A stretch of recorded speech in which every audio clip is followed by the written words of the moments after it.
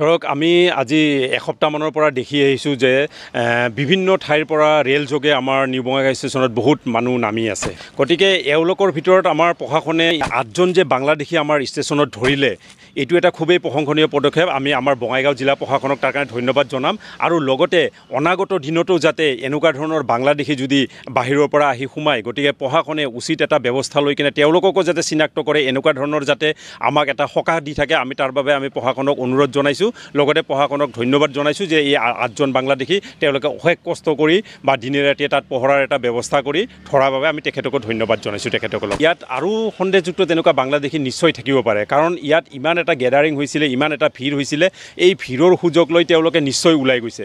গতিকে আমি প্ৰশাসনক অনুৰোধ জনাম যে তেওঁলোকে য'ত য'ত গুচি গ'ল, গতিকে আমাৰ অসমৰ মুখ্যমন্ত্ৰী ডাঙৰীয়াকো আমি এটা অনুৰোধ জনাম যে বেলেগ বেলেগ ডিষ্ট্ৰিক্টতো যদি তেওঁলোকে গুচি গৈছে, গতিকে তেওঁলোককো তেনেকুৱা সন্দেহযুক্ত ব্যক্তিসকলক বিচাৰি উলিয়াওক। কাৰণ 8জনেই যে আছিল তেনেকুৱা ধৰণৰ কথা নাই, আৰু বেছি থাকিব পাৰে।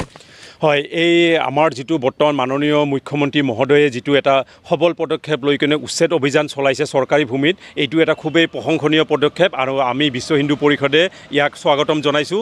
লগতে আমি দাবী উত্থাপন কৰিছোঁ যে বঙাইগাঁৱতো এনেকুৱা ধৰণৰ এটা উচ্ছেদ অভিযান হ'ব লাগে, কাৰণ বঙাইগাঁৱতো এনেকুৱা বহুত ধৰণৰ চৰকাৰী ভূমি আছে য'ত এতিয়াও বেদখল হৈ আছে। গতিকে এই বেদখল মুক্ত কৰাৰ কাৰণে উচ্ছেদ অভিযানটো বঙাইগাঁওবাসী ৰাইজৰ কাৰণে খুবেই জৰুৰী। গতিকে আমি আপোনালোকৰ জৰিয়তে আমি মাননীয় মুখ্যমন্ত্ৰী মহোদয় ডাঙৰীয়াক অনুৰোধ জনাম যাতে অনতিপলমে আপোনাৰ চৰকাৰী ভূমি যিবিলাক আছে সেইবিলাক গোটেই উচ্ছেদ অভিযান এটা অনতিপলমে চলাব লাগে।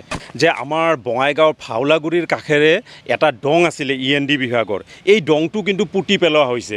এই দংটো কাৰ আশীৰ্বাদত কেনেকৈ পুতি পেলোৱা হ'ল, যাৰ ফলত আজি তাত কিছুমান ব্যক্তিয়ে ঘৰ পৰ্যন্ত নিৰ্মাণ কৰা বুলি আমি দেখিছোঁ। গতিকে এইটো এটা সঠিক এটা তদন্ত হ'ব লাগে যে এই দংটো কাৰ পৰামৰ্শত কেনেকৈ ধৰণৰ এইটো বন্ধ হৈ গ'ল।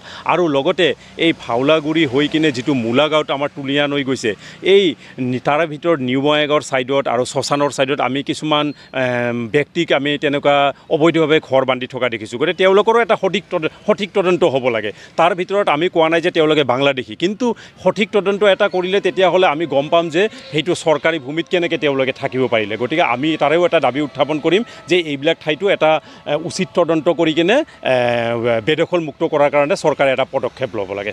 মই দুদিনমান আগতে অৰুণাচল গৈছিলোঁ, তাত আমি দেখা পাইছিলোঁ যে তাত জনগাঁথনি কিন্তু একেবাৰে বিনষ্ট হোৱা নাই, কাৰণ তাত সন্দেহযুক্ত বাংলাদেশীৰ অকণমানো নাই, এজনো নাই। কিন্তু তাৰ ওলোটা হ'ল আমাৰ অসমত সন্দেহযুক্ত বাংলাদেশী ইমান ভৰ্তি হৈ গৈছে, যাৰ কাৰণে আমাৰ আজি জনগাঁথনি সম্পূৰ্ণ এটা বেলেগ এটা অৱস্থাত গৈ পাইছে। গতিকে এইটোৰ কাৰণে আমি অসমত আমাৰ এটা ইনাৰ লাইট পাৰ্মিটৰ যাতে ব্যৱস্থা কৰে, সেইটোৰো আমি দাবী এটা উত্থাপন কৰিছোঁ। মাননীয় মুখ্যমন্ত্ৰী মহোদয়ক আমি আপোনালোকৰ জৰিয়তে আমি তেওঁক জনাব বিচাৰিছোঁ যে অসমতো এটা ইনাৰ লাইট পাৰ্মিটৰ ব্যৱস্থা যাতে হয়, যাতে আমাৰ ইয়াতেও এই আজি যিটো জনগাঁথনিৰ এটা যিটো অমূল্য এটা পৰিৱৰ্তন হৈছে, এই পৰিৱৰ্তন যাতে ৰোধ কৰিব পৰা যায়। ধন্যবাদ।